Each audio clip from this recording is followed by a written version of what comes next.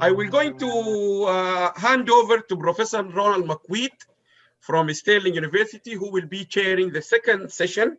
Professor Ronald McQuaid, if you can come on camera and I will give you the floor. He is going to be moderating the next session. Again, we have a lineup of excellent session waiting. Professor Ronald McQuaid, if I make a quick introduction about you, Ron, if you don't mind me, he's a very humble person, but I always say that because he's humble, we have to give him more of exactly who he is. Ron is one of the founders of this organization. He actually coaches us. He's always behind the scene. So you see me, much of me, but there is many people like Ron who are behind the scene.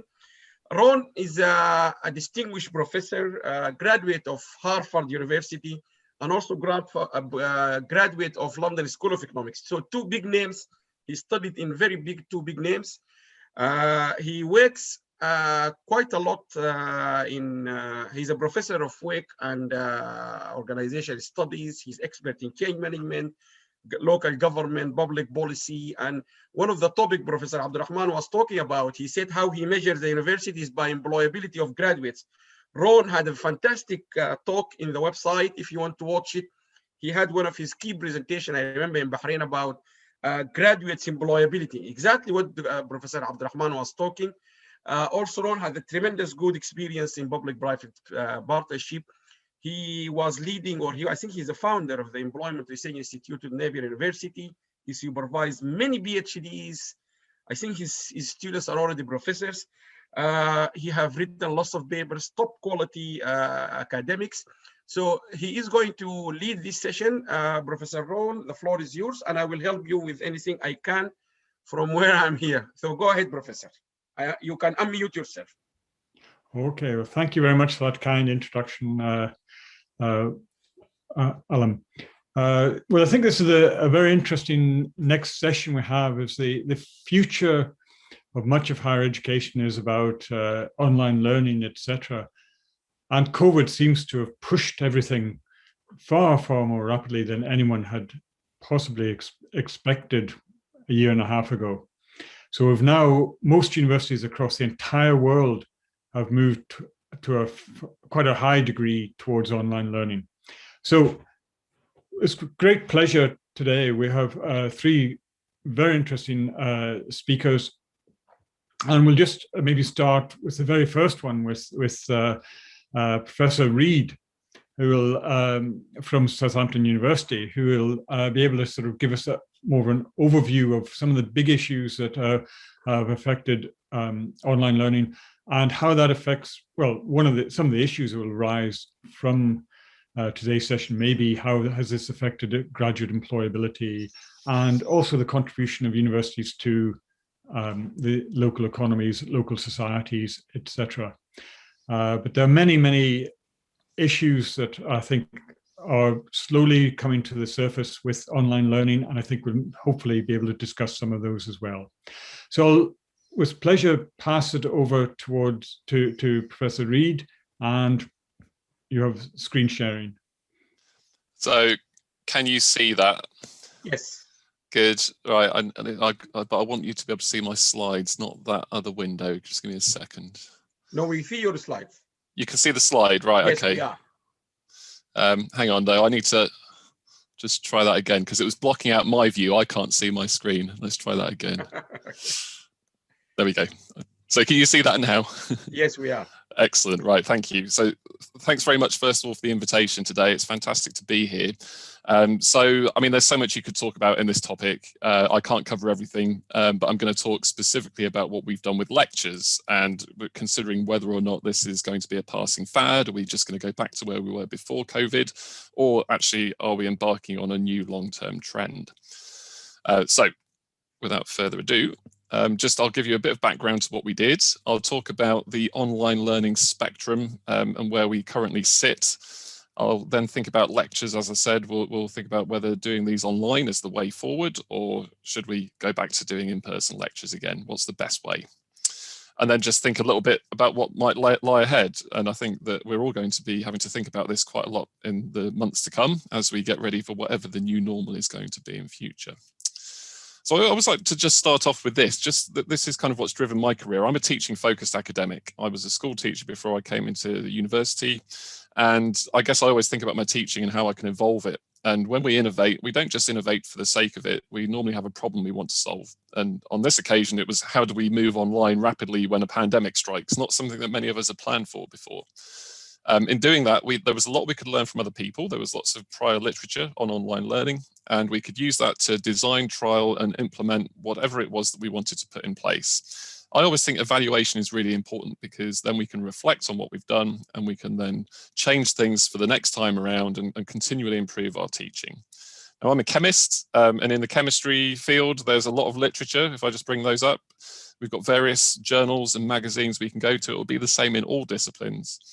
We've got conferences, such as the one we're at today, but many other educational conferences, and there's lots of stuff on Twitter.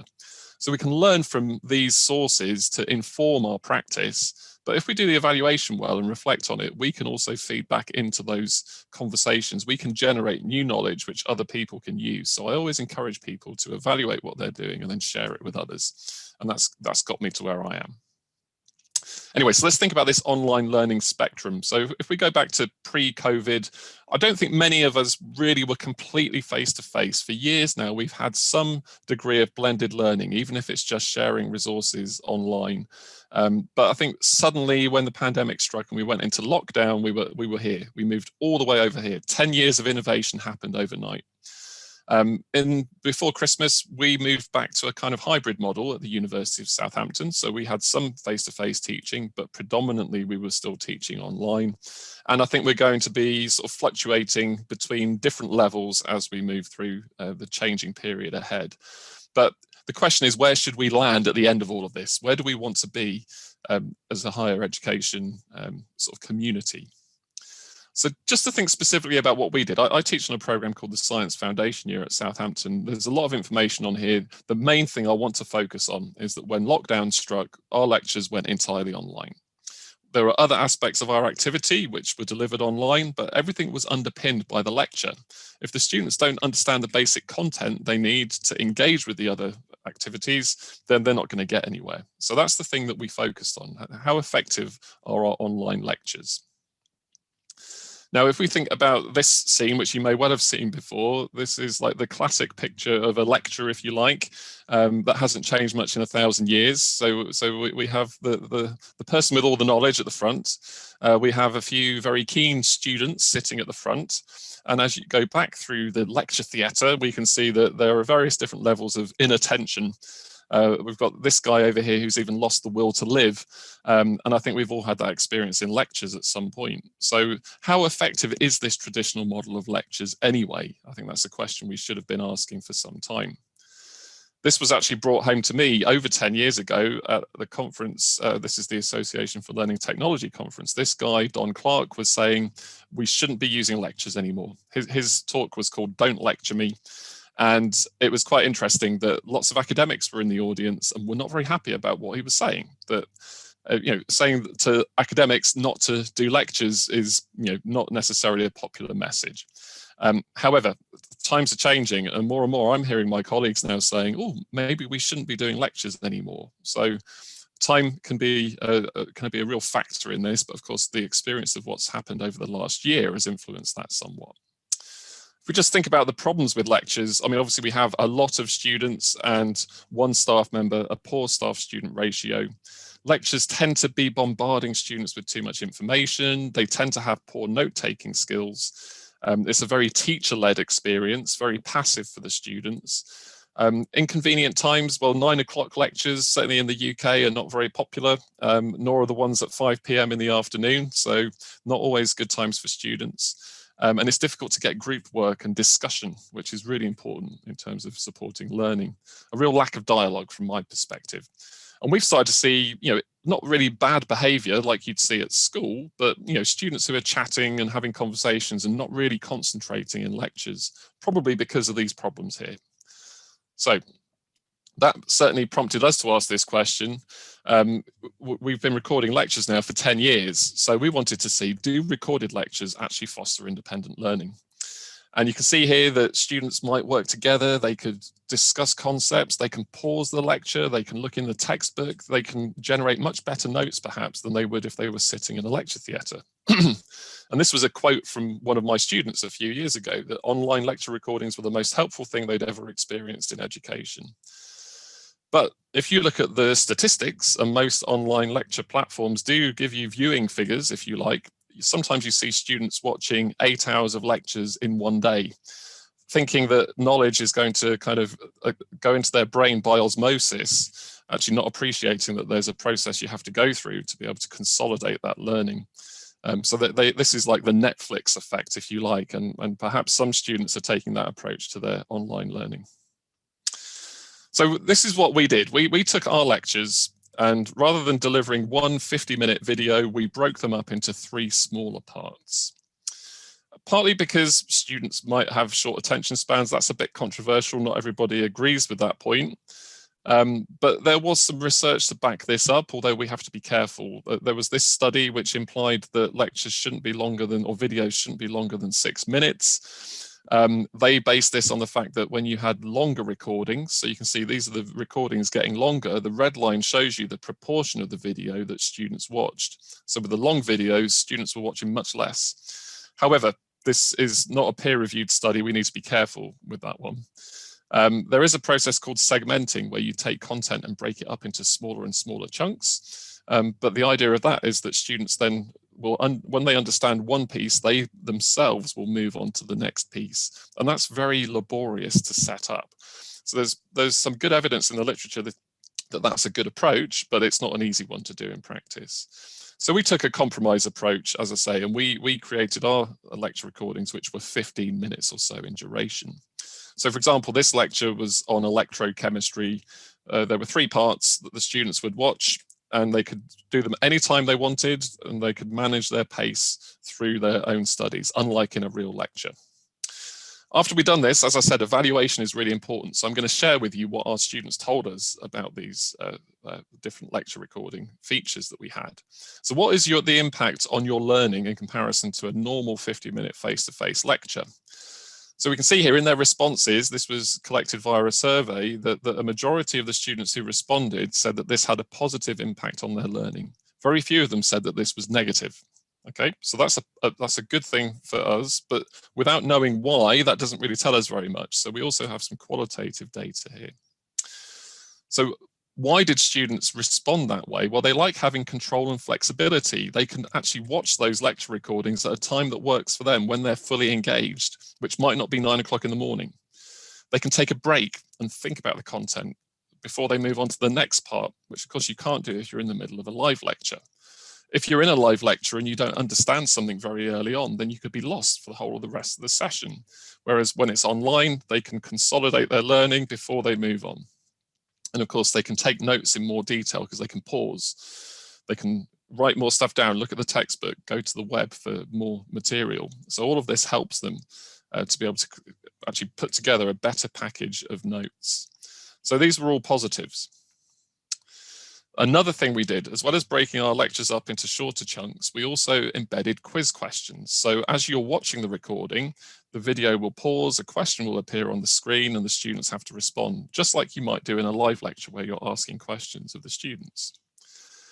This is based on research that's been done before. So people have shown in the past that you can see here, the green is showing that the learning gain for students that had quiz questions in their videos was higher than the learning gain for those that didn't. So there's evidence to back this up. There's more evidence here. And the tool that we use to record our lectures is called Panopto. Many other of the lecture recording tools will do the same thing. You can insert questions, as many as you want, into a lecture recording. So we found this very straightforward to do. And the really nice thing about this is that it would collect data. So we could see after the students had watched the recording, we can see their responses. I've hidden their names over here, but we can see which questions they're getting right and which questions they're getting wrong. And that can inform the support we put in place to help them. So this is a really useful way to see how the students are coping with the lecture material, if they're understanding it or not. So in fact, I feel I have more information doing this than I do when I'm teaching in a live lecture theatre. So what did the students think? we asked them, what do you feel is the impact on your learning of having these recordings with quiz questions in comparison to ones they'd seen previously? And again, we can see here, look, the positive impacts, blue and green, the overwhelming majority of students said this had a positive impact on their learning. And the things they were saying to us was it makes them think about and practice the topic during the learning. They feel more engaged. You can see if you don't understand something, and then you can go back and fix it before you move on. They said that when they had regular flipped lectures that we delivered in the course of the year, they were never sure if they understood the material until the following lecture, but this was giving them a chance to test their understanding as they were working through the material. And here, this was saying that it gave them a sense of achievement and helped to motivate them. And I think that's really important, especially when you're studying online. So another thing that we did, so I'm just sharing with you the features here, things you might think about for moving your lectures online in the future. Another thing we thought was important was actually to put us in the picture so they could see us. And I'm a real fan. I have a whole tray, because I do lots of online teaching. I have a whole box of Molly mods here, pre-made to support my teaching. And I'm always waving these at the camera, as you can see I'm doing now. For chemistry, it's really important to be able to visualize concepts. So you can see that's an example of me there showing chirality and using the models to show the mirror images of the molecules here, which is an important concept in chemistry. So we have the talking head. So the student watching the recording can see the person who's doing the lecturing. Now, actually, if you look at the research on this, the benefits are, some people think that there are disadvantages to doing this, actually. Although the social cues you're using might help students to process material, it might be that they spend too much time looking at the lecturer, and that could actually increase their cognitive load. And that might then detract from learning. So what I found to be very useful, you can see my laser pointer here that I'm using on the screen. Actually, to make sure they're not focusing on me too much, I will wave the laser pointer around on the screen to focus their attention on the part of the screen that's most important to the thing they're learning. So you can use this to direct their attention. That's quite important. Anyway, so previously there's been no evidence that a talking head improves learning, but there has been evidence that it might impact on motivation. So what did our students think? Well, we asked them, what's the impact on your experience of having this talking head showing the lecturer in comparison to a lecture recording where there is no talking head? And the response again was overwhelmingly positive. So again, here we can see nobody has actually said anything negative about it. They were all very positive about it. You can see there's another example there. I think that's showing up okay on the screen, where I use my hands a lot to show molecules colliding. I am the kind of lecturer who's always waving my hands around. So if you didn't have the talking head, you lose that aspect of your teaching. So the things the students said were important here. So the presence of the instructor was important to them. It felt like I was actually in a lecture, so I was more motivated to work. It's nice to feel like a teacher is there. This was an interesting point, though. I found that although the talking head made the lectures seem more personal, I don't think it increased my understanding of the content. So, not everybody thinks that it's going to help their learning, but this was a person who thought it was a good idea to be able to see the lecturer. So I think it is important. A few of the students picked up on this idea of visualization in their responses. They said that the props used, i.e. the models, for example, are really useful for explaining the content and visualizing ideas. And this one, they commented on my hand gestures. It's beneficial for lecturers like David, who uses his hands when explaining the collision of molecules. That's a typo on the student's part. Or the transfer of electrons. I'm always showing electrons being transferred with motions like this. And that certainly has been something students have commented on positively. So that's three things that we did with our lecture recordings, and we saw the students were very positive about them. Breaking the lectures up into shorter chunks, focusing more on concepts. Having the quiz questions that allow them to test their understanding as they work through the material, and then having the talking head, the picture of the person who's doing the lecturing and actually using hand gestures, models, and other techniques to try and show the students, help them to visualize the processes which are happening, which is so crucial in chemistry. So looking ahead, so I've been dabbling with this idea of flipped teaching for several years now. Flipped teaching is where you put your lectures online as recordings, and then you do different stuff in your face-to-face sessions. This is what we've effectively been doing here, although everything has been online. That's been the key change that we've had in the last year. But we thought we'd just ask the students, what did they think? After the pandemic, lecture material, we said, to what extent do you agree with this statement? Lecture material should continue to be provided in the current format, i.e. online mini lectures with quiz questions when we return to on-campus teaching. So these were students who had face-to-face lectures in the early part of 2019-20, and then they went online when the pandemic hit. So they'd experienced both environments. And the response was interesting. We can see that some students disagree, right? There's no doubt that some students would rather go back to us having face-to-face lectures. But a significant proportion of the students said that they would prefer it to stay the way it is now, online. That gives us a bit of a quandary here. What do we do? What's the best approach? Should we move it online? Should we keep it face-to-face? Or perhaps should we do a mixture of both? And that's where I would like to go in the future. I think you need to have the face-to-face. It's essential. But for that lecture content, maybe it's better for students to be able to work through it at their own pace. The things they told us were important here, and I'm keeping an eye on the time. In terms of why did they give the response to that previous question that we looked at, the students who were in favour said these were the benefits. I feel I understand the content better in online videos compared to face-to-face lectures. This was a student who told us they were pausing the video, they were looking at the textbook, they were writing more detailed notes than they normally would. They like the flexibility. So that some students prefer to study at home rather than face-to-face. Now, actually, those students probably should be coming into university and interacting with people. These may be introverts. These may be the students who we should be encouraging to work with other people. So we need to be careful that we don't go too far towards the online environment. But this flexibility to be able to plan their time and schedule their own time was important. They also suggested that if we moved the lecture content online, we could change the way we teach on campus. So we could have more workshop time, more tutorial time. We could have more smaller classes. All these things would be beneficial to the students, but actually quite time consuming for staff. So again, we need to be careful there. For the students who weren't in favour, they were saying things like, issues around access to resources, laptops, the internet, causing big problems everywhere, as we've seen here today. You can't guarantee that you're going to have good access. And it can be negatively impacting on motivation. So having face-to-face learning and discussion with lecturers and students is more beneficial than actually sitting at home and looking at a screen all day. Not having that personal contact would be a bad thing. So we need to make sure we maintain that personal contact, but maybe the lectures can still stay online. So these were the key things that we learned, right? As I've said, breaking up the lectures into smaller segments and putting quiz questions in was very well received by our students. The talking head was also favoured. It helped them to feel more involved. It made it feel more like a lecture, and it made them sort of get a connection with the staff member. Like I say, there was one student who said it was nice the teacher was present. At a time when we were teaching online, this was really important to our students to maintain that sense of connection with the university.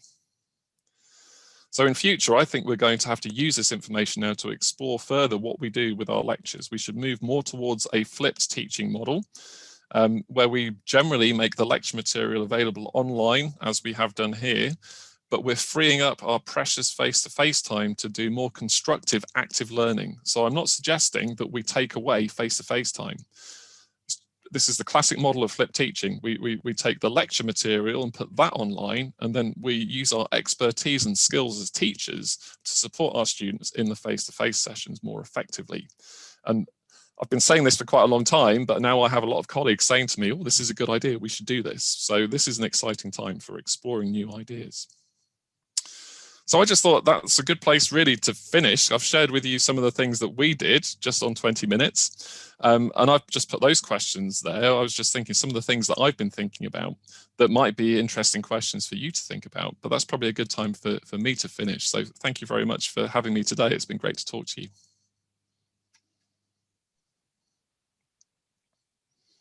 Ron, I think you're muted.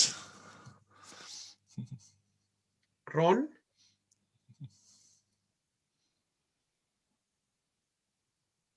Ron, can you hear us?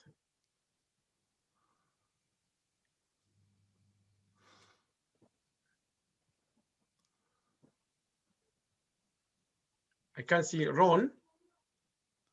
You need to unmute yourself, Ron. Yep. Yeah, okay. Thanks. Sorry about that. No, it did not allow me to unmute myself because it said I had to have permission to unmute myself. Sorry about that. Okay. Right, that was very, very fascinating talk, and I think it's sort of a lot of us, anyone involved with teaching, found an awful lot of very useful insights, etc. on that. We were just going to maybe have a very short time for people to ask any questions before we go on to the second speaker, and people can also add comments or questions to chat, of course. So Alala.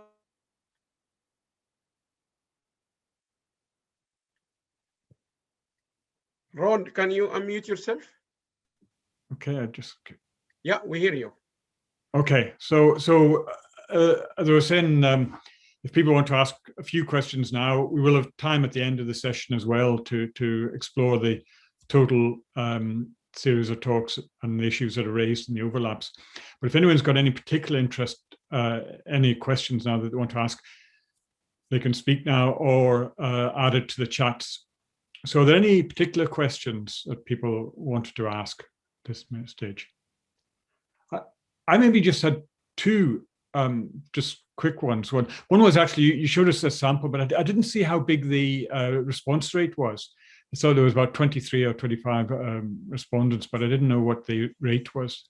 Yeah, so given the short time, I didn't go into too much detail there. No, very good question, important question. So actually, we had 52 students in our class altogether. So if you look at this kind of research, it's not really research, it's more scholarly evaluation, I think. But 23 out of 52 is a pretty good response rate, bearing in mind that quite a significant proportion of the students actually had technical issues and were quite disengaged. I don't know about your institution, but we had a system called no detriment in place. So once the pandemic hit, students were told, right, your marks aren't going to go down now, whatever happens. So you can imagine a significant number of students actually then kind of disengage a little bit. Absolutely. So we were pleased to have such a high level of engagement. And yes, I mean, there are questions to be asked then. So what about the other students that didn't respond? Exactly, and particularly is a bias towards the ones who don't respond. But I'll pass over to Professor Adam. Adam, would you like to ask a question here? Professor Adam. I think he needs okay, thank you very much. I just unmuted myself. Thank you very much for this exciting and smashing presentation. And I have just a couple of questions to ask about this using technology to teach students in their homes, which my question is to do with the interactivity, which is very important. You see, when all are in one class, the lecturer can engage students, and sometimes from their reaction while you are lecturing, you can see somebody who might have not understood something. He cannot raise up his hand and then get a better explanation for a point which he didn't grasp very well, and so that might compromise the teaching, you see, content and everything. Another question is to do with the examination itself. In the past, pre the coronavirus era, the students get their examinations in the class. Do you have to change your way? For example, now you can make the exams an open book, for example, and what kind of adjustments actually you do to make the learning outcome, you see, and the impact better for the students and for yourself also. Thank you very much. No problem. So I'll try and be concise because I know we've got other speakers. So the first point, yes, you're right. Sometimes you need to see the eyes of the students glaze over, yeah, and you know you have to explain something differently. Yeah, so my solution to that is you don't flip all of the lecture content. You keep the most difficult, complex concepts to teach face-to-face, and then you have that opportunity. But the more basic content, those lectures can go online. So for us on our program, we have 3 lectures per week normally. I think that we could have 2 lectures worth of material that goes online, 1 lecture where we are face-to-face, and that's when we teach them the most difficult concepts, and hopefully we can tackle that problem. The second point, we had online open book exams where students could download the script, and then they could type their answers in a document and upload them. It was very successful. The average mark for our January exams this year was 58%. The previous year, when it was a normal exam in the room, the average was 58%. So we were able to design questions that students, they were not completely Google proof, but we did our best to try and change the style of question so they can't just look the answer up. It's a case of rephrasing a question and perhaps asking them to explain their understanding more than to give facts and recall. And I think it's been a big problem for too long that many exams have focused more on recall, what can you remember, rather than how do you apply your knowledge to solve a problem. So it was hard. The first time I did it in June last year, I found it very hard to write the exam questions, but the second time around, I found it easier. It's now easier for me, I think, because normally when I write an exam question, I'm thinking, right, what will students remember?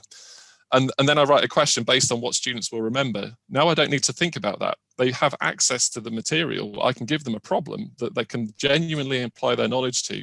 And I want to keep that in the future. So I've already asked for next year, can we carry on doing this, even if we are allowed to go back to exams?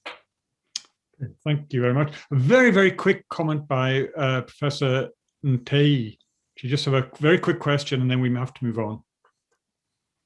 Thank you very much, Professor David, for that elaborate presentation about innovations in teaching. I use blended learning, and I tend to mix a number of things here. And in your presentation, you did say that videos can actually be used, and you did give us advice on the length of the videos. I've tended to do that as well. However, whenever I break down the content into some kind of segments, 1, 2, 3, what I've observed with the students is that they also sample. Sometimes they listen to the last one or the third without actually following all this, and you can always see this. So is there an easy way out of this problem? So all of my lectures, I have a handout. So based on my PowerPoint slides, there's a handout which kind of it builds on the whole of the course. The learning outcomes for the course are developed over time. So if they do it out of sequence, it means that their notes don't all fit together. So by making sure that they have this sequence of handouts, and we give them copies of these when we're face to face. Obviously, it's very difficult at the moment. But they're used to it being a sequence, and because it's chemistry as well. Now I don't know what discipline you're in, but chemistry is quite linear in many ways, that you need to understand this concept before you can do this concept. So the students get used to working through things in the right order. But no, I don't have a magic solution. This is a big problem, and hopefully the students will learn over time that this is not effective for them, and they learn how to do it the right way. Good. Well, thank you very much. Well, I think we'll need to move on to the next speaker, which is Dr. Omer Gibreel, who's going to talk about the digital divide, which is a very big issue, actually links to the issue of the sampling of participation rates, etc. And we'll be looking at Sudan, so moving from south of England to sunny Sudan. So over to you, Dr. Gibreel.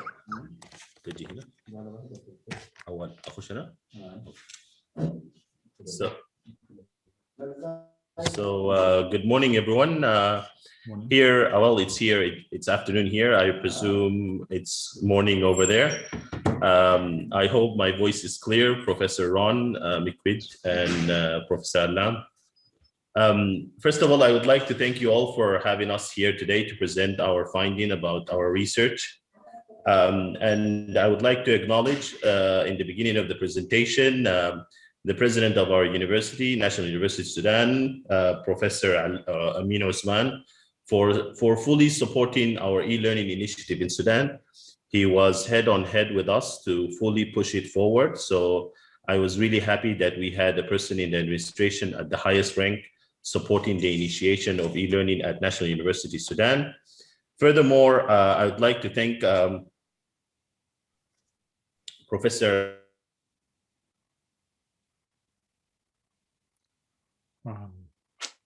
Abdulgadir. He's also the head of academic. I would like to thank Dr.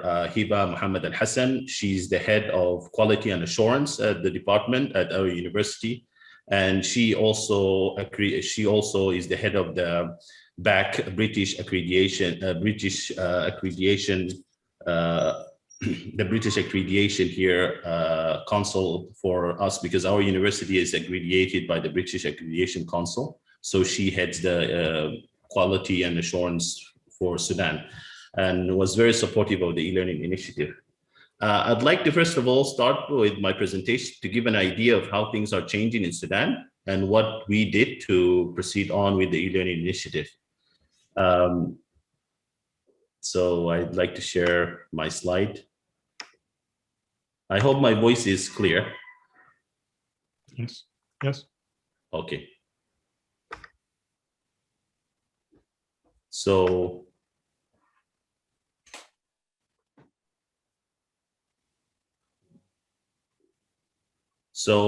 is the slide clear now? Yes. Okay. So we chose the title E-Learning and Digital Divide because we wanted to see how the digital divide in Sudan is affecting the initiative of e-learning in university in Sudan. Due to the pandemic, we had problems with students not attending classes because of their parents being concerned. And also Sudan has recently witnessed a high spikes in inflation rate that was also accompanied with the COVID pandemic that has allowed issues related to transportation. And also on the other hand, we also have a great development in the internet. So we try to see how e-learning could help National University develop an e-learning system that would make it easier for students to access content wherever they are. But they would also have the chance to come at the university at any time in the day to take their offline classes. Plus, they're also able not only to take their offline classes, but they're also able to have office hours with the students. They have their batch coordinator, they have their professors who are supervising them. So we had a mixed method here, blended learning approach. So the title of my presentation is E-Learning and Digital Divide Role in Transforming Higher Education in Sudan, an Exploratory Case Study Analysis.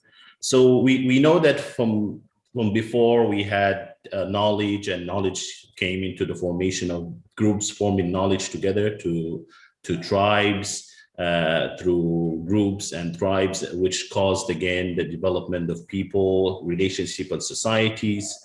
But as we transition from agricultural societies to industrial societies to knowledge-based societies, there were many great repercussions that emerged. And some of them are related to structural unemployment because people did not have the skill to move from one industrial revolution, from for example, agricultural revolution to industrial revolution to finally what we have now as knowledge-based revolution. In Sudan, we are still transitioning.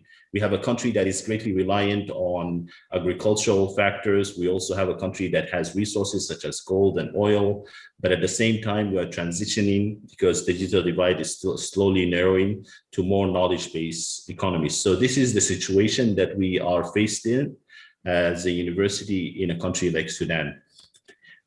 Due to these transition, we are trying to find out how we can support our students so that they can fully transition to being able to access their content online with the same interaction that they have with their professors offline whenever they want to, and doing offline sessions, because we have both. We have what we know as blended learning. So we already know with digital divide studies from previously the World Plan of Action initiated by the University of Sussex, Professor Lam is a member of that university previously and has been working there for a very long time. The University of Sussex was the first university to initiate what is known as the Sussex Manifesto, which emphasized the need to do indigenous capacity building. And this is exactly what we are trying to do in Sudan. We are trying to build an e-learning system, an open source e-learning system using a Moodle system to try to indigenously develop the capacity of the university from its professor side and its student side. And we try to incorporate things as we face them, and so that we can sharpen the process and further develop our capacity. So our end in mind is to have a personalized, more customized version of an e-learning system that is fit to Sudan, but still is up to the standard of highly accredited university, such as National University of Sudan, which is accredited by the BAC in Britain. So as we know, history shows that there is a democratization of technology and information and finance, and we wanted to capitalize on this with Sudan as we are still moving forward. So Thomas Friedman did talk about this previously. As we now at the cusp of trying to get connected to the internet in many parts of Sudan, we wanted to see how we can further optimize this process and incorporate e-learning in Sudan. So the issues we faced in Sudan concerning in National University concerning learning, and we resolved all of them successfully under the leadership of the current president and all of the quality assurance backed by HIBA and the head of the e-learning initiative, Professor Muhammad from Medical Laboratory. We were able to overcome these problems with, for example, institutional problems. We didn't face institutional problems because the president, the academic affair advisor, the head of the quality assurance, and even the head of deans were very much supportive to the initiative. So we didn't have that problem. We didn't have any social institutional problems because we met together, we talked and discussed these issues so that we can see how we can resolve them. And it was a very nice way of removing any social institutional problems concerning e-learning. We didn't have problems with social behavioral after the implementation of e-learning, but doing it, we had problems because people did not yet have the skill to use e-learning systems. We did workshops, so the e-learning committee led by Professor Muhammad, who's the medical laboratory, the dean of the medical laboratory, had initiated training for professors and training for students in how to use e-learning systems. So that helped the issues of social behavioral factors. Financial factors, the university supported the development of e-learning system greatly, but we tried to make sure to convince the students that even if the sort of the cost of internet in Sudan is, for example, for 10 gigabyte is £700, and the cost of transportation. So the 10 gigabyte could allow you to do a lot of classes from the convenience of your home, and you have the ultimate right to come and meet the professor directly, who are present all the time at the university, and they have office hour. But that cost, which the cost of transportation, is same and even more than the cost of the internet that you buy. So we just needed to raise awareness to the student that it will reduce that cost if they're concerned about it, because due to COVID and due to the inflation rate in Sudan, we try to resolve this cost with the students. So the e-learning Moodle helped, the e-learning system helped reduce any incurred cost the student will incur to come to the university on a daily basis. So it just needed awareness from us. On the language literacy aspect, we strictly try to help students from the first year to acquire strong English literacy skill, because our classes are in English with a blended English and Arabic in other classes. But what is important is we try to have classes that strengthen their English at the beginning of their courses when they enter National University. Physical infrastructure, the university is fully equipped with high internet level. Plus, we try to help students who don't have internet at their home, that they could use our labs because we have great numbers of labs that are across campus so that they can come and use the lab whenever they want to.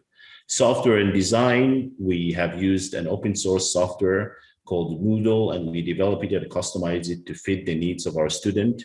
The content, as we know, we already did lectures that are recorded online and helped to increase the local content of education in Sudan.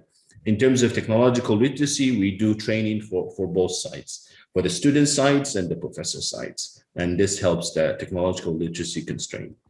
As we move forward, I'd like to stress out the need that we in Africa and MENA region generally is greatly being at the cusp, is now at the cusp of being introduced to internet by a lot of fiber optic cables. So all of these, in this slide, we see a lot of fiber optic cable being introduced across the continent, and this is now forecasted to decrease the price as we move forward. So I assume the great example, the great success of National University of Sudan will be replicated across other universities in Sudan as internet prices go down and as people start to see the need for these systems to be implemented. So more awareness and time might help in the future in developing of other universities' e-learning systems. So National University of Sudan, just to give an idea, because I'll show the surveys that we did, has been implemented, has been started in 2005. In 2008, we have included other departments like technology, laboratory technology, medical laboratory technology, administrative science. In 2019, we are the first and only ISO 901 certified higher education in Sudan. And in 2016, we have received the British Accreditation Council back, and up to now we have that. So we try strongly to keep quality and assure that our students receive the best education they have in Sudan. And concerning the Moodle here, we pointed out that we are using Moodle, which is an open source system. The university formulated a committee under Associate Professor Muhammad Abdulgadir Mahdi, who's Associate Professor of the Medical Laboratory. He led the initiative and had seen great growth in terms of classes being fully recorded and fully developed online. So we have a department like pharmacy and medical laboratory who have all of their classes fully recorded and fully submitted online, so students can watch all of the classes online. So we have 100% transition in pharmacy and medical laboratory. And now we are expanding to other initiatives, so other departments such as international relations and administrative science. Hopefully this will be, we will then fully develop them by the end of this year. The speed is going very well, and I'm happy that the administration is supportive, which is part of the institutional constraints that other universities might face. So here it shows an example of the trend that we have at the university. So we have, for example, a clinical industrial pharmacy. You could see here we have 24 classes and 100% online. All of them are online, and they're all submitted online with recorded lecture and PPT. You can see medical laboratory, 100% also. We have very high rate on other departments like electrical and electronics. So we're moving very good. And I assume by the end of the year, we will have strong records on all of the departments. In terms of assessing the success of e-learning system in Sudan, we try to use the unified theory of acceptance, which is developed by Venkish, Morris, Davis, and Davis, which looks at four major components: performance expectancy, effort expectancy, social influence, and facilitating condition, and tries to gauge the behavioral intention of users.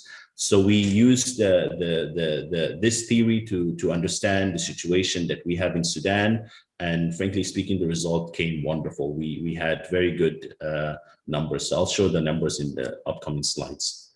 The theory was further developed. The unified theory was further developed to add other issues like hedonic motivation, price value, habit, and moderating variables like age, gender, and experience. So, but we stick to the basic first so that we could develop our model more, but we included the price value. So this is our model right now. E-learning performance expectancy, e-learning effort expectancy, e-learning social influence, and e-learning facilitated condition. And we included the price because we wanted to see if our students have issues with acquiring internet, and considering that the internet might be cheaper and for them to inquire to then come in every day to the university, even with the whole issue of COVID right now, COVID-19 around the world. So our model, as I said, is based on Vinkish, Tong, and Exu, and is used by us right now to assess the development of our e-learning initiative. So in terms of age, we found out that many of our students we did a survey. So this is the survey based on the model. 20 to 21 was the middle point in our age. We further on did a gender classification. We have a high number of female students in these fields, so you can see how that's why it's skewed to the left, to the right. Then we see a lot of students coming from pharmacy, answering the survey. We're still developing the survey to include other component and variable. Then we had them answer their level, so we had level 2 to level 5 students answering this. Level 1 is, as the first stage is, we train them about e-learning. So we let them not use it right away so that they can feel confident when they come and use the system. So first year, we try to train them slowly. So good news is that our result came very well after the first pilot study survey.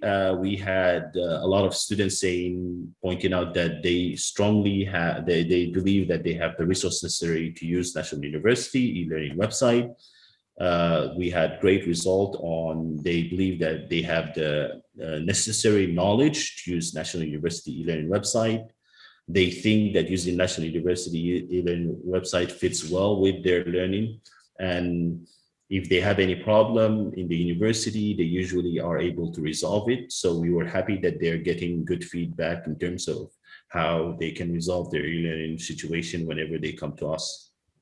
On the other side, also, we did behavioral expectancy, if they really will expect to proceed on with doing the e-learning system. So they say a lot of them felt that they do, and we have also good numbers in terms somewhat agree and strongly agree. So they have the resources. So it says here, I have the resources necessary to use National University e-learning website. We have highly numbers of them pointing out to strongly agree and somewhat agree. So it's very well left-right skewed to that area.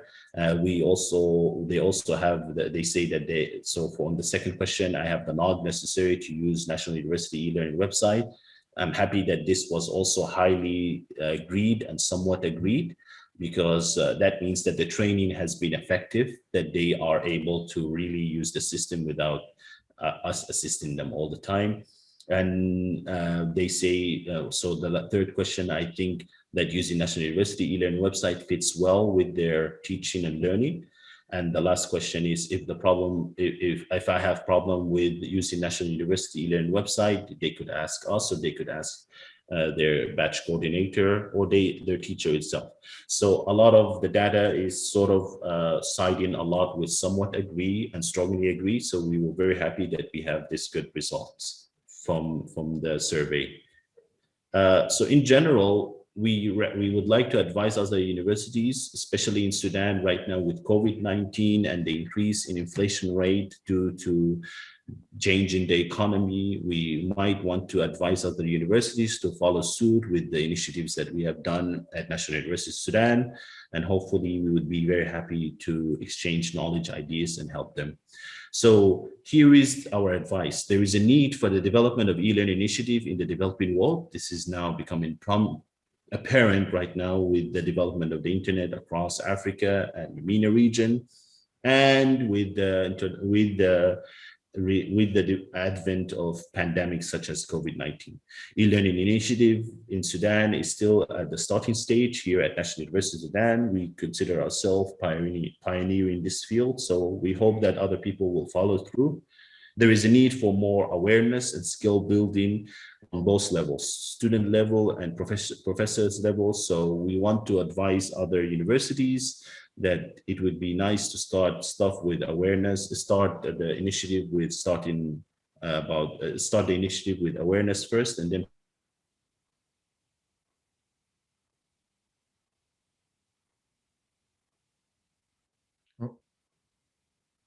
fully implement e-learning management system on all courses for colleges such as pharmacy and medical laboratory, showcase with great planning. And I'm very happy that many of us work together to plan this, and strong commitment, much could be done. Even with the current condition in Sudan, in terms of economic condition, in terms of internet, we were happy that our leadership was very supportive in initiating this project. Sudan is still working on building up its internet penetration rate. We still have low penetration rate, but we're working on it. The promising aspect of e-learning is to be capitalized on by other universities similar to that of National University of Sudan, and hopefully we can proceed on to exchange ideas and thought and develop the e-learning environment in Sudan. Now, with this, I end my presentation. If there is any question or that should be asked, I'll be happy to answer it. We also have other people in our department who would join us to answer it also. Thank you very much. Well, thank you very much indeed. It was a very interesting talk about quite a lot of progress you seem to have been making. And it's nice again to see a serious attempt to evaluating what has been done rather than just simply going on gut feelings. So that's very pleasant. So are there any quick specific questions on this presentation that people would like to ask? There was one thing actually on the digital divide is, have you identified major issues with those groups that are maybe don't come from a strong educational background, students who maybe have more difficulty in learning, etc., and is there a difference with them and the people who've maybe gone through a standard school, very comfortable with internet, etc.? So I was very interested to see you gave access to computer labs, etc., but was that sufficient, etc.? Yeah. Yes, thank you very much, Professor. So your question is definitely one of the most important aspect in it, because in the beginning of the years, we strongly try to develop the technological skill of the students. So we give them classes on computers and how to use computers and all of the basic issues with computers on all levels, from those who are well literate with it and those who are illiterate, so we can level the ground for everyone. Yep. And further on, and further on, we then try to strongly level the ground on the English. So many of the students get strong English language skills, and then at the same time we level the ground with computer science, computer skills.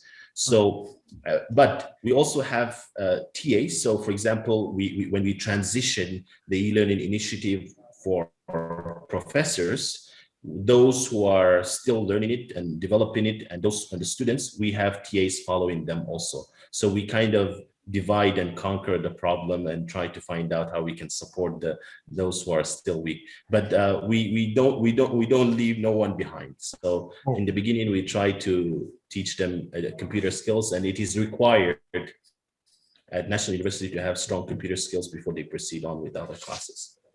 It's nice to hear that it's good to hear that you're designing it in from the beginning, because I think too often sometimes a digital divide is an add-on rather than being an integrated part of the whole way you approach teaching. That's interesting. Any other quick questions? Sorry. Oh, any other quick questions, and then we'll maybe move on to the final speaker, and then we'll have scope for some general questions from all the speakers, to all the speakers at the end. So now I'd like to pass on quickly to Professor Ahmad, who is now at the Open University, but was previously in the government in Libya. And I'd like to pass the floor over to you, and we'll be talking about if they have any Professor Ronald, if they have any question, Professor Mohammed is the head of the e-learning initiative at the university. He's the one who was pushing everything from behind. So if they have direct question for him, he could answer them. He just. Oh, right. Well, then just very briefly before we go to Professor Nassr Ahmad, has anyone got any questions on the specifics of the on e-learning in Sudan? That's very kind of you to come along and join the conference. Has anyone got any particular questions? One of the things I had, though, sorry, Professor Adam. Okay, thank you very much again. Just my question is that for the situation in Sudan, I think the pupils and students have a couple of problem areas which the educational authorities need to resolve, and before starting this this process of catapulting, you see, the method of education, training, and teaching goes to an e-learning process or form, because the Arabization of the education institutions and in Sudan since the previous government, you see, made change to the system from English to Arabic. A lot of students and who used to be very proficient in English in the secondary school and then the highest secondary school, and when they come to the university, they are very well equipped. They can speak very good English. They are proficient. They are their reading and literacy and writing are all well. Now suddenly this pandemic sets in and changes the whole way of doing things, and so there is a problem of, for example, the learning outcomes for these pupils and for the students, and even for some of the teachers themselves who were used to teaching in Arabic because of the Arabization of the educational system. You see, so what kind of for example, mechanisms which are just being used to try to facilitate these things and make the educational and the learning outcomes for students, for the lecturers, for the teachers, and the other thing is to do with the equipment itself. A lot of students and pupils are very poor, and they don't have even the laptop and the access to the internet to try to, you see, to adjust to this thing. What kind of facilitation which comes on the part of you, not from the part of those who are unable to acquire this this technological, you see, stuff to get to the e-learning system? Thank you very much. So the initiative led by Professor Mohammed tried to incorporate the idea that students are able to access the laboratory here. So we strongly open the laboratory for students if they want to access it directly inside the lab. So we were able to fully get the students to access the lab. At the same time, in terms of skill building, we have many of our students, not many of them, all of them need to have computer skills before they proceed on to the next level from the first level. So we teach them the computer skills, we provide them with the lab so that they can use it inside the university, so that they wouldn't, if they have problems with accessing the internet, they could. And also, Professor Dr. Ali just pointed out that the internet is universal in terms of we have wireless network all across inside the university. So many of the students might not have desktop or laptop, but a lot of them do have. But those who don't have might have simple smartphone would allow them to access the Moodle, which is the educational e-learning system, through the smartphone, and so that they can take their classes wherever they are inside campus in groups of students. So we try as much as possible to reduce the digital divide in that way. Thank you very much indeed. I'm afraid we'll continue this debate later on, I'm sure, but thank you very much indeed. And now I think probably the best title for a presentation we have, which is e-learning as an antibiotic for COVID, and the case of accounting. So over to Professor Nassr Ahmad. Yes. Can you hear me? Yes. Okay. Thank you. First of all, thank you for Wazid and for Professor Alan and others to give me this chance to be with you today to deliver my studies and its results. And actually, I'm so lucky to be the last speaker, because most of the results delivered by others is come across with my results. So I just try to give a different title as e-learning as antibiotic for potential harms of COVID-19 on accounting education in Arabic countries. This study is not field study, it's just a literature review studies. So the main purpose of my study is just to try to go indeed by reviewing the previous studies on e-learning in general and e-learning in accounting education system in Arab countries.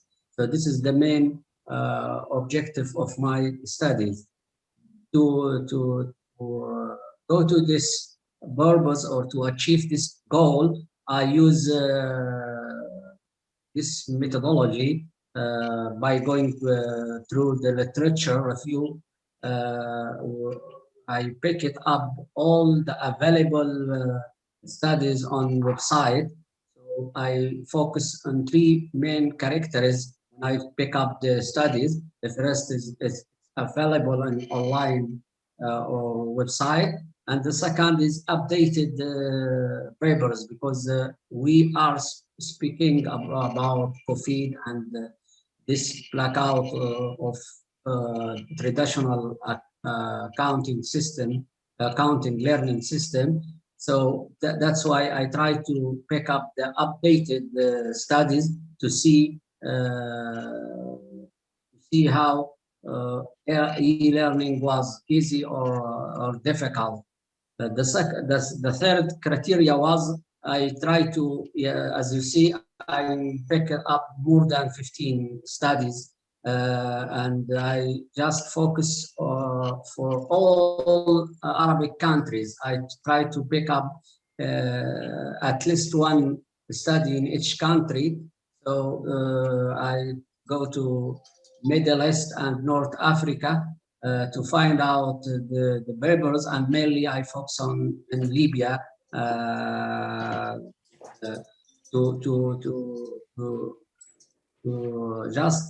to see is there is a same challenges or different.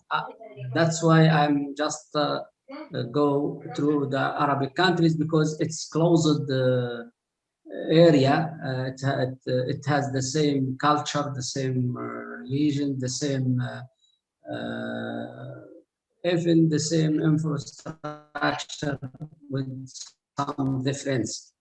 So this is my finding or result. When I go through these studies, I just try to divide the challenges to three groups. The first one was the personal barriers or challenges, and the second is technical challenges, and the third one was organization challenges. The personal challenges mainly related to the culture of face-to-face class. Most of students prefer to face-to-face studies rather than online studies, and this is maybe because it depends on the other challenges. Because when we are going to the other challenge, maybe we can find some explanation of this prefer. Second, as well, the cost of using online, it's so high compared with the in-class studies. I speak from the student view, not from the maybe in country view. Maybe the using online maybe it's less cost than in-class studies. But from the point of view of the student, as maybe Brother Omer in Sudan, the price was one of the factors. So this is this is very important issue, you know, because using internet is cost so high. That's what maybe this is one of the challenge of the language as well is one of the other important challenges for the student. And this is different from country to country. When I speak about Libya, the English language, it was very challenge for students. You know, in one point of time, maybe I think in 1986, one of the education minister take a very, very bad decision when he stopped learning English in Libyan schools and universities. This is make a huge damage in our education system, and this damage is its effect is still now to date. So this is very problem for the student to follow the advanced issues in education. When we speak about the technology challenges, most of the speaker before me consider it with the infrastructure. The infrastructure, it's very important issue in e-learning. Without infrastructure, there is no possible to do e-learning. So one of the big challenges, which is concluded from the previous study from the literature, was related to infrastructure and the access to internet. This is most of the and as well software.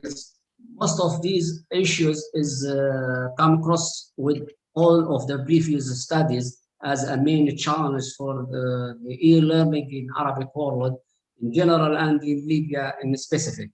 When we speak about the organization challenges, one of the most important challenges in this group is the acceptance of online certificate, because there is yet there is no regulation force the acceptance of the online certificate. So this is make student affair and don't want to go to online because they afraid to lose their certificate when they graduate. So that this is one of the most issue point. I mean, the regulation should be modified and updated to be with this developments in education system. Accreditation, I mean, accreditation of the certificate is very most important issue in this group of challenges. Others as well. There is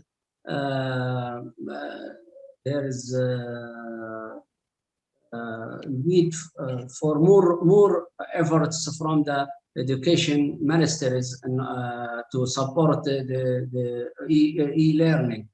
So this is mainly the main challenge which I just concluded from the previous studies. And as you see on the screen, the limitation of my research, because this research is just literature review, I think we need further study. And I suggest in this area, maybe to see how different between the e-learning and in-class learning, if we can do a valid study to compare just one group of students for one subject and give them online course and then in-class course and assessment on online course and assessment on in-class course and compare the results. Maybe this is give us some more objective result to evaluate the e-learning and the ability to overcome all the problems faced. I hope I added something to the knowledge and to those who decision makers to take the result of my paper, and I can send my paper to who interested for that. And thank you so much for your attention and your listen, and any question is most welcome. Thank you so much, Professor Ronald. Well, thank you very much. That was very interesting. I wonder if people have got a very specific question for Dr. Ahmad, we can ask now, and then we will open it out to all the other speakers. We can ask general questions of them. So are there any specific questions of Professor Ahmad's talk? I just wanted to ask you about the language, because I'm always very sensitive that I'm very, very bad at other languages. Maybe I speak a little bit of German and some other things, but no Arabic, etc. And yet, in so many Arabic countries, this quality and standard of English is so high. So how has Libya been developing its language? Is it mainly Italian or French or English? And how has it been developing much in recent years? And how is that linked to e-learning?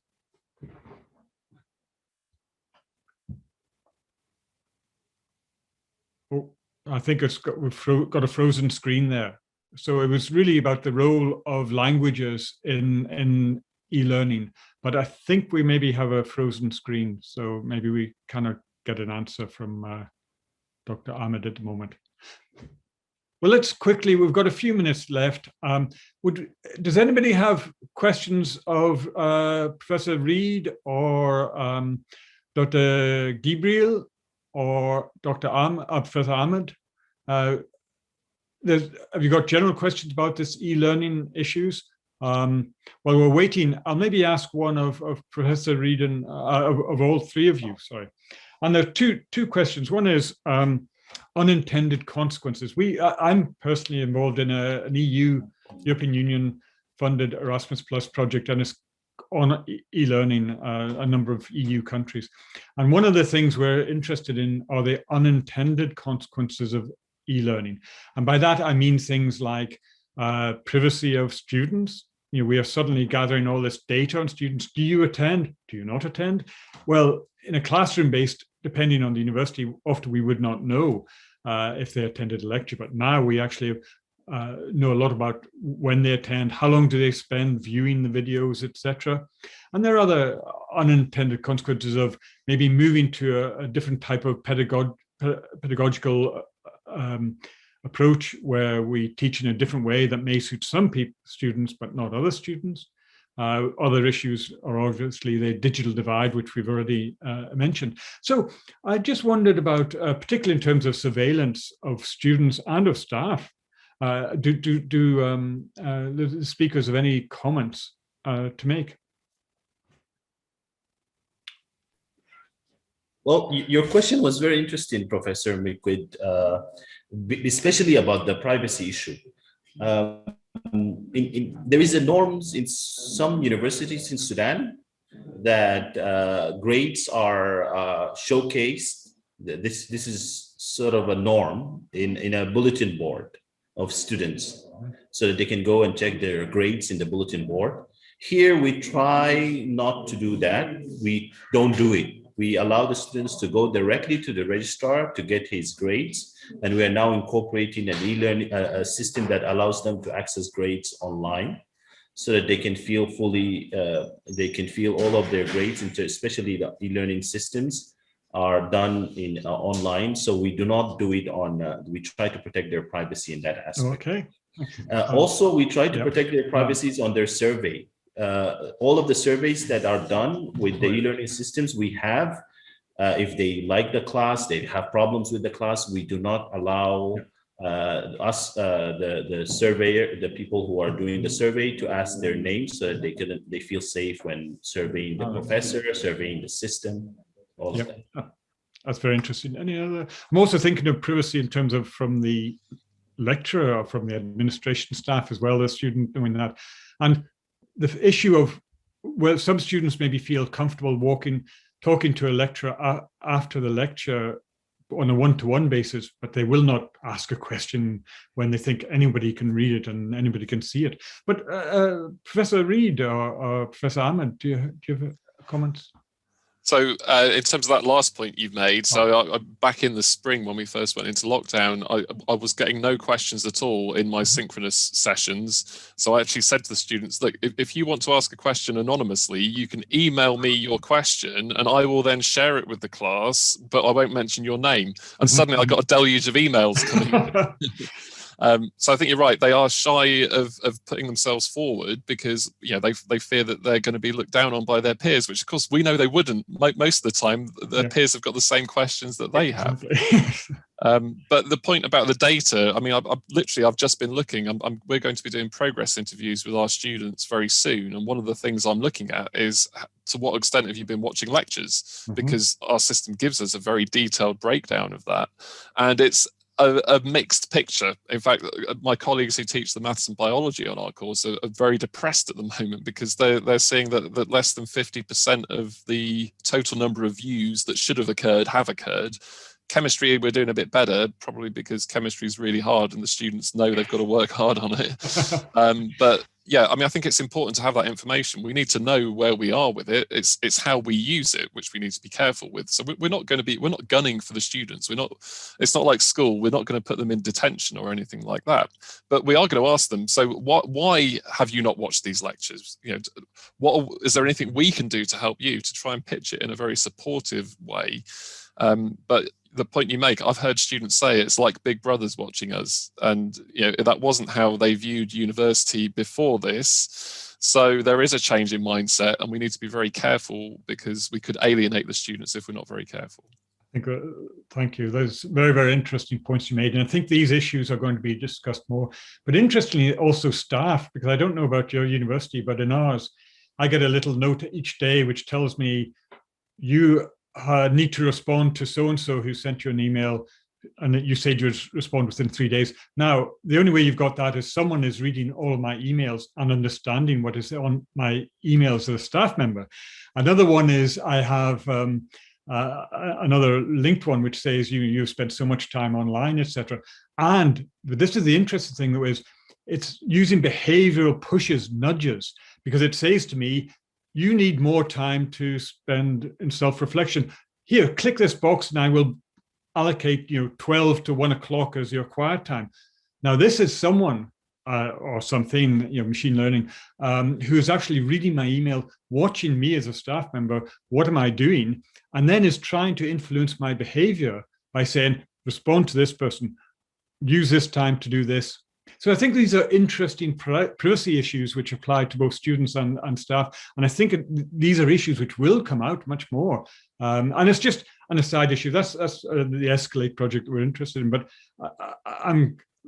I totally concur with the private chat version. A lot of people will send email messages by chat because they don't want to be seen to be asking a stupid question. And I'm very glad that you're away. And I'm nice to hear evidence to confirm my suspicions that students will be much more responsive. Any other questions from people on the to any member of the panel? And I think they're all really linked up and integrated quite well, all three of your speeches. Thank you. Any other issues? May I comment? Oh, Michael Sutton. Okay. Thank you. Thank you very much. Yes, Michael? Yes. Michael. Can you hear me? Yes, I can hear you now. Sorry. Okay, thanks. One of the areas that I use in a lot of my classes is the use of social media or simulating social media to provide feedback to the learners from their peers. So in my leadership and management courses, we create a wiki with blogging capability. And because I'm teaching future executives and leaders, especially in an executive MBA program, they're less likely to feel intimidated by seeing their thoughts out on a social media platform and having other members of the course comment on them. And in fact, in an entrepreneurship course I created, we not only made the wiki and the blogs available to the course members, we went directly public on it. So on a weekly basis, each candidate needed to create a blog entry with a particular structure. So it just wasn't a bunch of, let me use a crass term, it wasn't a bunch of verbal vomit. It was highly structured thoughts on what they were going through in the course. And in fact, we had many people in the public following the course and commenting on each of the entries by the individuals. And part of this was to take them away from this feeling of intimidation that other people might be watching what they say. It's kind of an inverse of privacy. Make them feel more comfortable in the public domain or even amongst their peers to be able to react. And we had no negative comments at all, you know, very, very constructive comments and interactions and dialogues. And many of the learners at the end of the course actually indicated to me that they contacted people who had been following the course, because we advertised it locally in Salt Lake City, Utah, where it was being given. And they felt that it gave them an opportunity to meet other business people who were actually interested in entrepreneurship. Thank you very much indeed. A very, very quick response from speakers because we must end the session, I'm afraid. I'm sure we could go on for a lot longer. Some very, very interesting ideas just brought up there. But does any of the speakers wish to respond? Do any of the three speakers wish to respond to those interesting comments? Found it very useful, a very good suggestion actually, and something that I would like to try, but I'd like to know, is there anywhere I can find out a bit more information about the platform you use? Yes, I'll take down your name, Dr. Reed, and I'd be glad to forward some information to you. We actually use 2 or 3. One is called Convergence, and a couple of others. I experimented with different platforms just to give the individuals more breadth of experience. Thank you. Thank you. I think it's a nice, you can also put it on the chat if you want to put any links onto chat. Well, any other comments, Dr. Gibreel? I think it's a nice tool to use with the students. We currently, it would be a nice suggestion for our academic advisors, because each students in our university has an academic advisors who discuss with him his or her concern. It would be nice to incorporate that, because they have sort of a WhatsApp group with their students and online, offline meeting. So it'd be nice to add this tool. So thank you very much for sharing it, Professor. Right, and finally, Professor Ahmad.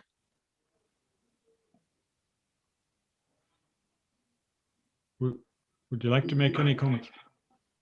No, just for your question on language, because the internet cut it. So can you repeat it, your question? Well, maybe we can talk offline. It was really the case of how have you been developing the language. But I'm afraid I've got the organizer. I'll drop you an email because the organizers are pushing for the final session of the conference.